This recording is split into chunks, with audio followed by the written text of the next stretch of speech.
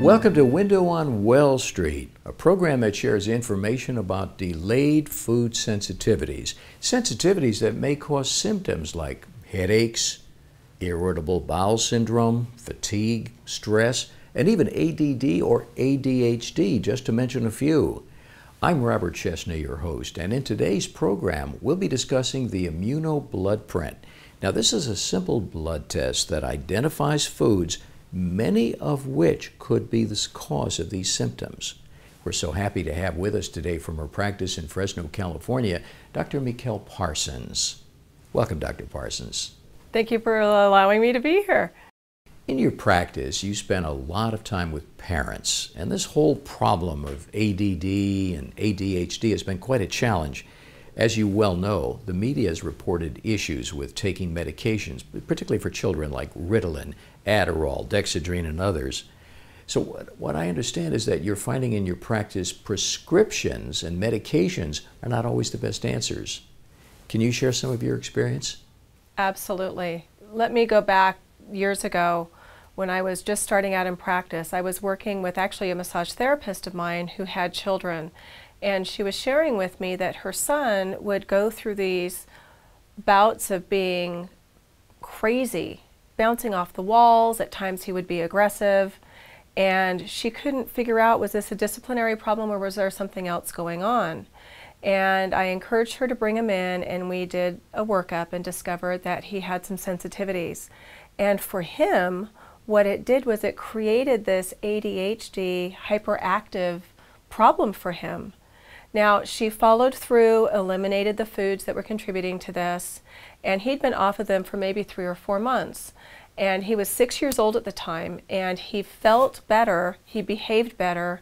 Everyone around him enjoyed being with him, where before it was a problem. And they were at an event, mom wasn't prepared, and he ended up eating some of those things that he was sensitive to. I get a call at 10 o'clock that night. She was panicked. He was out of control. She didn't understand why. I had them come in the next morning, and this little 6-year-old, who was just a doll, walked into my room, picked up a stool, and was going to throw it through the glass window. This was not his typical behavior. He was out of control. That is the power of some of these sensitivities for these kids. And with children, they are going to act out instead of saying, "Mommy, my tummy hurts." It affects them on a brain-based level. So for a lot of these kids, they're in these schools and their teachers are pulling their hair out because they think that he needs to be medicated, when in fact his diet just needs to be changed. So for people who are wondering, you know, am I going to have to drug my kid to get him to calm down? Don't go there. That is not the first avenue of defense. There are many other things that can be done, and checking their sensitivities is absolutely a must. That's very helpful to us, Dr. Parsons. I'm sure that before testing, you hear many parents say, "Well, Dr. Parsons, I feed my children good food. I mean, they eat meat, bread, eggs every day. In fact, they even eat fruit, and I control the amount of sweets they eat. I just can't understand how a sensitivity with food can occur, especially when they're eating good food." One of the things that's hard for us to wrap our brains around is we have all of these wonderful healthy foods. Food is not supposed to be our enemy. But because we live in such a chemically laden world, we're under stress, the game changes because our body chemistry has changed. So for some people, these healthy, natural foods really act as an enemy in our body. And when that happens, then it's going to manifest in a symptom. So just because something is deemed healthy does not mean that it's healthy for you.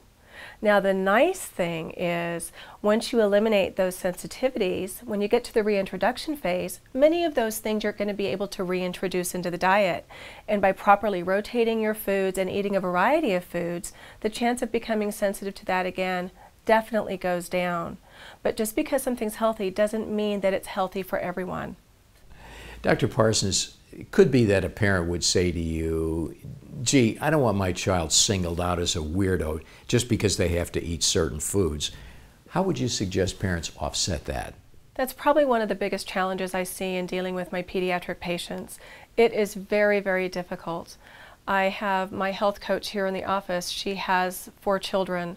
And at church, in one of the Sunday school classes, the leaders of that Sunday school class didn't have a problem with giving all of the kids root beer and candy as a snack. She did. She's been kind of targeted as one of those crazy people. How crazy is it to want to feed your children healthy, natural food? We really have been skewed as a society due to marketing. So the best thing that you can do is show your child how they feel on and off of those offending foods. Usually by the time a child is 5 or 6 years old, they can comprehend how they feel. And I really work with my parents in showing, look, Susie, when you eat this, remember you get a headache. When you have this, you get a tummy ache. Whatever the issue is, that child will then take control over their foods. So when the child is on board and they take ownership and they're going to play at Sarah's house and Sarah's mom says, here, have a snack, and they ask, does that contain corn? Wow, that parent takes a step back, because most kids are going to grab and eat, not even think about what it is they're putting in their bodies. But when you take it down to the child's level and start coaching them, yeah, it's awkward, yes, it's uncomfortable. The worst case scenario is you are going somewhere unprepared, so they feel left out. But as long as you bring food along with them and know ahead of time what's going to be fed, then you're going to have much more control, and ultimately you are responsible for your child and your child's health. And if more of us start to become more firm and protective over what we're allowing our children to have, we're going to have a lot healthier population, and the childhood illnesses are going to start to decrease. You've been so helpful to us, Dr. Parsons. If I may ask you just one last question, what would you advise a parent that's seeing a family doctor and they're noticing signs that there could be something wrong with their child, but their doctor says, oh, don't worry about it, there's no problem, and this food sensitivity thing, I don't believe in it anyway. How would you advise them? Well, I hear that a lot. One of the things is follow your intuition. You know that child better than anyone else. And if you intuitively feel that something is off, follow through with it. There's a very rigid mindset when it comes to allopathic physicians, and it's just because of their training. They are trained to wait until you get a disease. What we're seeing clinically are things that aren't necessarily a disease, but it has a negative impact on someone's health. So if you go to a practitioner and they say you're crazy, or you need to quit worrying, you're nervous Nelly, go to someone else.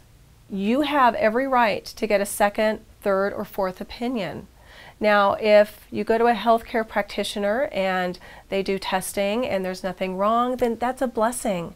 But what if you stopped and you didn't pursue it further? And 5 or 6 years down the road, you realize, oh my gosh, Sarah is allergic to dairy. That's 5 or 6 years of damage that has been done. And at some point, that can become irreversible. So follow your intuition. Go for it. Seek out help. And make sure you're doing everything you can to get everyone in your family healthy. Well, Dr. Parsons, thank you so much for joining us, and we wish you much continued success in your practice. We'll continue with Window on Wells Street after the break, but I want to encourage those of you watching who may have a family member, a friend, or even a coworker who's experiencing similar health issues. Forward the link to this video to them. They'll be so grateful. And if you haven't had your immunoblood print, please learn more about it and get yourself tested. I did. It's made a tremendous difference for me. Remember, there's a hidden link between what you eat and how you feel. I'm Robert Chesney, and we'll be right back with more Window on Wells Street.